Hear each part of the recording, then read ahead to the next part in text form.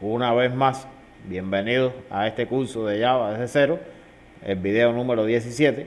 El día de hoy estaremos comenzando con un tema nuevo y es el tema de los arrays, también conocidos como arreglos o vectores. También se le conoce en otros lenguajes de programación como matrices. Y en este video vamos a ver el concepto de array y el funcionamiento de los mismos y por supuesto la sintaxis que se emplea a la hora de declarar un array. Un array es una colección de valores de un mismo tipo engrosados en la misma variable. O sea que en Java un array va a almacenar valores de un mismo tipo. No puede almacenar valores de varios tipos distintos. De forma que, bueno, para acceder a estos elementos se puede hacer de forma independiente. O sea, cada elemento del array nosotros podemos acceder a él de forma independiente indicando una posición. Eso se puede hacer a través de un bucle for o simplemente imprimiendo en consola la posición que queremos que muestre. Para Java además un array es un objeto que tiene propiedades, se puede manipular. Eso debe quedar bien claro. Claro, sabemos que Java es un lenguaje que es 100% orientado a objetos. Los arrays en Java tienen múltiples usos, o sea, ofrecen un medio conveniente para agrupar las variables relacionadas. Por ejemplo, se puede usar un array para mantener un registro de la temperatura diaria durante un mes, una lista de promedios de precios o una lista de colección de libros de programación, por ejemplo. La ventaja principal de un array es que organiza los datos de tal manera que puede ser manipulado fácilmente. Por ejemplo, si un array contiene los ingresos de un grupo seleccionado de hogares, es fácil calcular el ingreso promedio haciendo un ciclo, o sea, mediante un bucle for, por ejemplo. Además, los arrays organizan los datos de tal manera que se pueden ordenar muy fácil. Incluso existen muchos métodos que también permiten ordenar los datos en los arrays. Aunque los arrays en Java se pueden usar a lo que se conoce en otros lenguajes de programación como matrices, o sea, al final básicamente el principio de funcionamiento es el mismo, tienen un atributo especial y ese atributo es que los arrays en Java se implementan como objetos, puesto que Java es un lenguaje, como habíamos dicho anteriormente, que es 100% orientado a objetos. Este hecho es una de las razones por las que la discusión de los arrays se propuso hasta que se introdujeron los objetos. Al implementar el array como objeto, se obtienen varias ventajas importantes, y una de las cuales es que los arrays que no se han utilizado pueden ser incluso recolectados. En el video de hoy vamos a enfocarnos principalmente en los arrays unidimensionales, o sea, los arrays que poseen una sola dimensión. Un array unidimensional no es más que una lista de variables que van a estar interrelacionadas. Tales listas son comunes en la programación. Por ejemplo, se puede usar un array unidimensional para almacenar los números de cuenta de los usuarios activos en una red determinada. Otro array podía usarse para almacenar la puntuación de los goles de un equipo de fútbol, por ejemplo, o sea, de los goles que tiene cada participante en un equipo determinado de fútbol, y se podrían poner muchísimos ejemplos. La forma general de declarar un array unidimensional es, bueno, primeramente se escribe el tipo de datos que va a almacenar el array y posteriormente se escribe el nombre del array y a continuación un par de corchetes, uno que se abre y uno que se cierra. Otra forma de escribir la sintaxis para declarar un array es escribiendo el tipo de datos que se va a almacenar, el corchete que se abre y se cierra y posteriormente el nombre del array. Esas son dos maneras de declarar un array en Java. En Java los arrays se pueden declarar de forma tal que se puedan usar datos primitivos de tipo byte, de tipo short, boolean, long, float, double, char. Se pueden declarar arrays con clases predefinidas en la API de Java. Se pueden declarar arrays de objetos creados por el usuario, o sea, clases propias definidas por el usuario que no aparecen en la API. Y bueno, se pueden hacer muchísimas cosas con los arrays. Y aquí en la diapositiva podemos ver A modo de resumen, cómo declarar un array unidimensional y las dos formas que hemos explicado anteriormente. Y bueno, dos ejemplos. Aquí tenemos un array de tipo Java y el nombre se llama estaturas. Tenemos acá un array de tipo entero y se llama cantidad de alumnos. Los arrays, a la hora de declararlo, como hemos visto acá, simplemente han sido declarados. Pero para poder utilizar los arrays, para poder reservar un espacio en la memoria RAM con los arrays, no basta con declararlo, sino con instanciarlo. Esto es un nombre nuevo que estamos utilizando. Instancia. Bueno, hacemos uso del operador new, es que estamos instanciando un objeto. En este caso, estamos instanciando el array de tipo Java y dentro de estos corchetes le estamos especificando la cantidad de elementos que va a tener ese array en su interior. Lo mismo sucede con cantidad de alumnos, que estamos instanciando. A la vez que se instancia un array, es que estamos reservando un espacio en la memoria RAM para almacenar una X cantidad de datos, y en este caso le estamos especificando que tiene que ser 3 datos de tipo entero. Los arrays, como vemos, aquí se declaran y después se instancian. Puede darse el caso también que lo declaremos y lo instanciemos en la misma línea de código. Con esto no hay ningún tipo de problema. Se puede declarar e instanciar en una misma línea de código. Aquí en Eclipse hemos creado una clase que se llama Arrays1 y vamos a comenzar por la primera forma que tenemos para declarar un array. Por ejemplo, vamos a declarar un array de tipo entero y le vamos a llamar matriz. Colocamos el corchete de apertura y cierre y bueno, podemos incluso ponerle punto y coma. Ya de esta forma tenemos declarado un array. Claro, no lo hemos iniciado porque para eso hay que instanciarlo y podemos instanciarlo tanto en la misma línea de código como en una línea de código diferente. Vamos primeramente a declarar e instanciar en líneas diferentes para que vean que funciona de varias formas. Primeramente, para instanciar este array debemos llamarlo. El array se llama matriz y sería matriz es igual a new int, porque es el entero que estamos manejando, y le vamos a introducir 5 valores. Ahora, para rellenar manualmente no se rellena un array, pero bueno, como es la primera vez que estamos enfrentando este contenido, lo vamos a hacer de forma manual. Entonces, matriz, en el índice 0 o posición 0, le vamos a insertar un 5. Y así sucesivamente vamos a ir hasta la posición 4. Vamos a copiar esta instrucción. Aquí cambiamos las posiciones, posición 1, posición 2, 3 y 4. En la posición 2 va a tener un 8, en la 3 va a tener un 2 y en la posición 4 va a tener un 1. Si nosotros queremos acceder a uno de esos elementos, simplemente basta con imprimirlo en consola.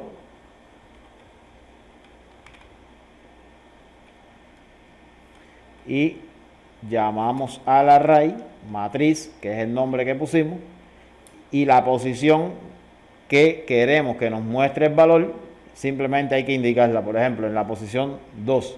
Si indicamos la posición 2, nos tiene que devolver un 6, porque un 6 es lo que está almacenado precisamente en esa posición.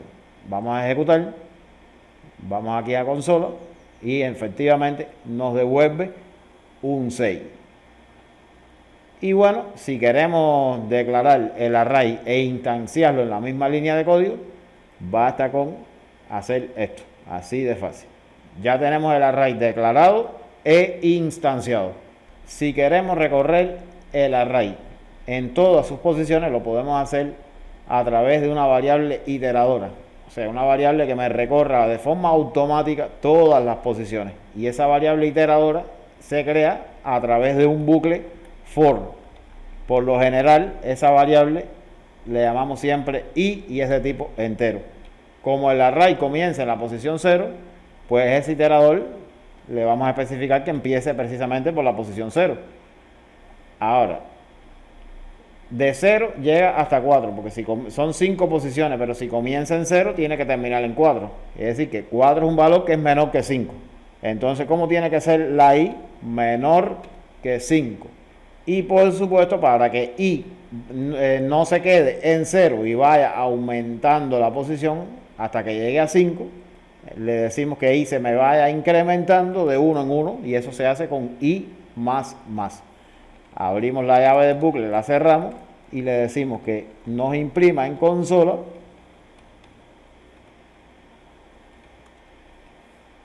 precisamente matriz en la posición i, porque precisamente cuando i valga 0 me va a imprimir un 5. El bucle da una vuelta y me aumenta la i en 1. Cuando la i vale 1 me imprime el 8. El bucle da la vuelta y alcanza un valor de 2, y alcanza la posición 2 y me imprime un 6, que es el número que está almacenado en esa posición. Y así sucesivamente hasta que i llega a 4, a valor 4, y me imprime un 1. Ya cuando i valga 5 no me imprime más nada porque la condición no se cumple y entonces sale del bucle. Si hacemos clic en el play y vamos a consola, podemos ver que nos está imprimiendo el 5, el 8, el 6, el 2 y el 1. Y así sucesivamente. 5, 8, 6, 2 y 1. Ahora, esto lo vamos a comentar. En Java hay un bucle que le llaman el bucle for each, pero precisamente no se declara así for each como en otros lenguajes de programación, por ejemplo PHP, etcétera. For each, así textualmente, en Java no existe. Le dicen for each a un bucle for también que tiene una sintaxis que es más sencilla a la hora de recorrer arrays. Le dicen for each, pero en realidad es un bucle for, y también se le conoce como for mejorado. ¿Cómo sería la sintaxis de este bucle for mejorado? Bueno, se declara una variable, se escriben 2 puntos y se hace alusión al nombre del array. En este caso se llama matriz. Se abre la llave, se cierra y se dice que va a imprimir, por ejemplo en consola,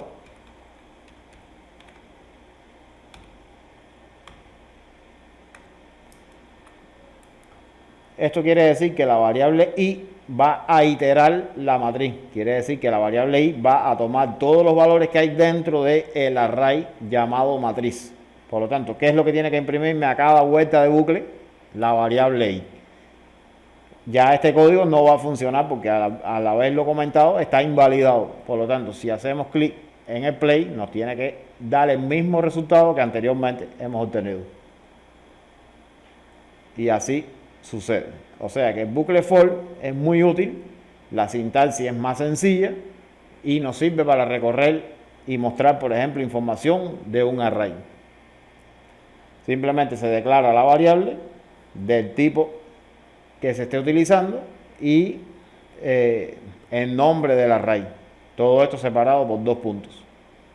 Así de fácil es esta sintaxis. Vamos a comentar este código porque no lo vamos a usar por ahora.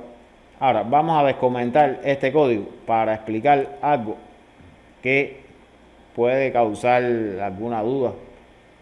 Por ejemplo, aquí pusimos i menor que 5, pero existe una propiedad que se llama length, o sea, se escribe length. Y esa propiedad precisamente nos da la longitud de un array determinado. Es decir, que si nosotros escribimos matriz.length, quiere decir que me va a devolver la longitud que tiene esa matriz. ¿Qué longitud tiene esa matriz? Esa matriz tiene una longitud de 5.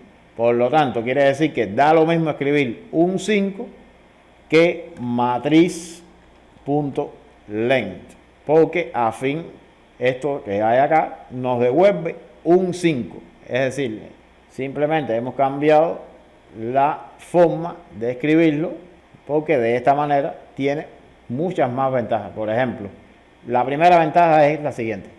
Vamos a suponer que dejemos el 5. A este array le vamos a agregar otro elemento. Por ejemplo, en la posición 5 le vamos a colocar un 4.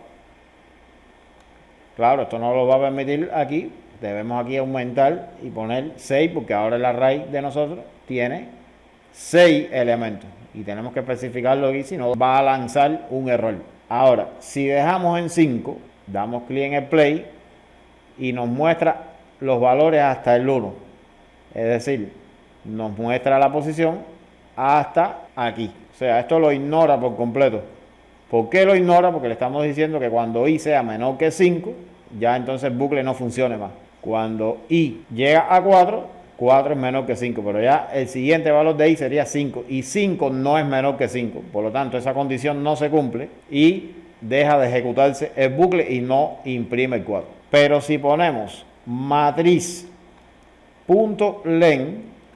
quiere decir que mientras que i sea menor que la longitud que tiene la matriz, entonces siga imprimiendo los valores. Ahora hacemos clic en el play y nos tiene que imprimir todos los valores, incluyendo el 4. ¿Cómo lo podemos observar acá? Porque ahora matrix.len nos está devolviendo un 6. Quiere decir, ¿por qué un 6? Porque hay 6 posiciones en el array. Y si agregamos 100 posiciones en ese array, matriz.len automáticamente nos asigna un 100. Es decir, que esto no tendría que cambiarse, no tendría que forzarse a poner un número fijo, si simplemente varía la longitud del array y ya de forma automática él detecta cuántas posiciones tiene el array, que es una gran ventaja. En lugar de poner un número fijo, ponemos la propiedad len y esto es mucho más ventajoso. Bueno, ahora comentamos este código, no lo vamos a utilizar por el momento. También vamos a comentar el array declarado. Incluso yo voy a borrar esto que tenemos acá. Ustedes pueden dejarlo comentado. Y ahora vamos a observar cómo podemos declarar un array de otra manera. Por ejemplo, vamos a declarar un array de tipo entero. Ahora vamos a poner los corchetes de apertura y cierre al principio y le vamos a llamar igualmente matriz. Pero ahora lo vamos a declarar de esta manera. Le vamos a colocar los mismos elementos que anteriormente utilizamos. Y aquí que nos falta el signo de igual.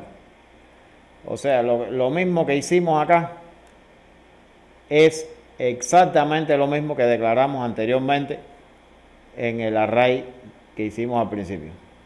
Simplemente que ahora le introducimos directamente los elementos. Por ejemplo, si ahora queremos acceder a algún elemento de ese array, simplemente basta con imprimirlo en consola, por ejemplo, y le decimos matriz en la posición que queramos. Por ejemplo, si queremos que imprima el 6, ¿qué posición se encuentra el 6? Bueno, el 5 está en la posición 0, el 8 está en la posición 1 y el 6 está en la posición 2. Por lo tanto, escribimos aquí un 2 para que nos devuelva un 6. Ejecutamos acá el programa, vemos en consola que nos devuelve el 6 porque le hemos especificado la posición 2. Si especificamos la posición 3, nos tiene que devolver un 2. Ahora, volvemos a ejecutar y nos devuelve el 2. Igualmente, esto funciona con el bucle for. For, declaramos el iterador, mientras que i sea menor que matriz.len. Podríamos haber puesto mientras que matriz sea menor que 5, pero bueno, matriz.len en este caso nos devuelve un 5. E incrementamos la variable iteradora. Para imprimir, simplemente le decimos que nos imprima en consola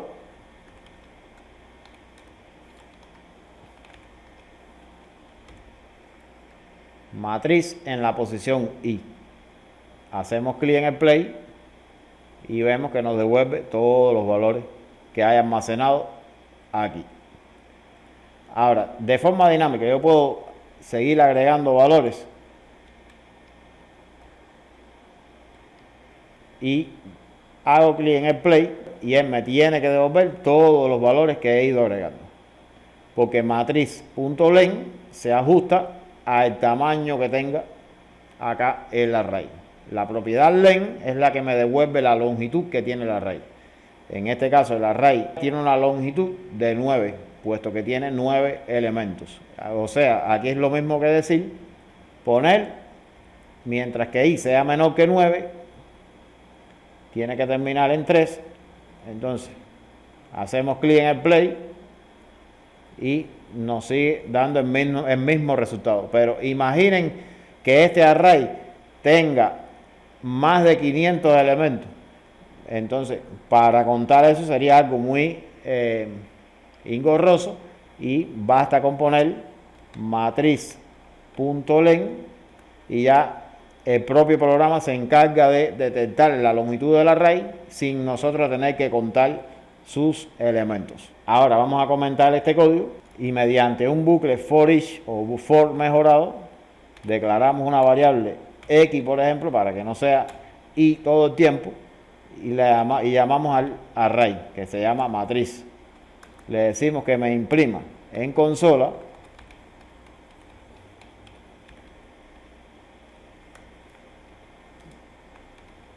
la variable iteradora, en este caso, que sería x.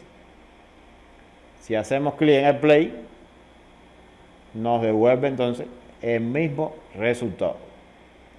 O sea que la sintaxis del bucle for each es mucho más sencilla que la sintaxis del bucle for clásico en Java. Ha sido todo por este video, espero que haya resultado útil y nos veremos en el siguiente, donde estaremos ejercitando contenido relacionado también con los arrays unidimensionales. Hasta la próxima.